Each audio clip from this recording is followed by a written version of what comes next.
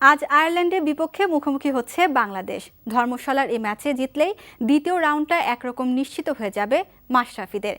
অন্যদিকে নিজেদের প্রথম ম্যাচে ওমানের কাছে অপ্রত্যাশিত হারের পর টুর্নামেন্টে নিজেদের বাঁচা মরার ম্যাচে জয় দরকার আইরিশদের। রাত ৮টায় ম্যাচটি শুরু হবে। নাইম হাসানের আরেকটি রিপোর্ট। বাংলাদেশের সাম্প্রতিক পারফরমেন্সের বিবেচনায় বাছাই পর্বের এই ম্যাচে আয়ারল্যান্ড সহজ প্রতিপক্ষ হবারই কথা, কিন্তু ম্যাচটাকে ততটা সহজে নিতে পারছেন না মাশরাফিরা। কারণ আইরিশদের সাথে পূর্বের অভিজ্ঞতা আর নেদারল্যান্ডের বিপক্ষে বাংলাদেশের ব্যাটিং সমস্যা বাড়িয়ে দিয়েছে এই ম্যাচের গুরুত্ব। যদিও সেই গুরুত্বটা আঁচ করা যায়নি বাংলাদেশের অনুশীলন দেখে। ঐচ্ছিক অনুশীলনে দেখা গেছে বাংলাদেশের মাত্র ৮ জনকে। মুশফিক সাব্বিরা ব্যাট হাতে নেটে ব্যস্ত সময় কাটালেও দেখা যায়নি সাকিব, তামিম, রিয়াদ, মাশরাফিদের। অথচ ম্যাচ পূর্ববর্তী সংবাদ সম্মেলনে কোচের সামনে বেশিরভাগ প্রশ্নই ছিল ব্যাটসম্যানদের ঘিরে।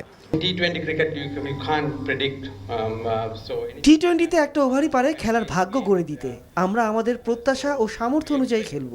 সামর্থ্য নিয়ে খেলতে পারলে আইরিশদের না হারানোর কারণ দেখি না। ওমানের কাছে হেরে বাজে সূচনা হয়েছে আয়ারল্যান্ডের। টিকে থাকতে হলে বাংলাদেশের বিপক্ষে চমক দেখানোর বিকল্প নেই তাদের সামনে। মাশরাফিদের হারানোর লক্ষ্য নিয়ে মাঠে নামছে তারা।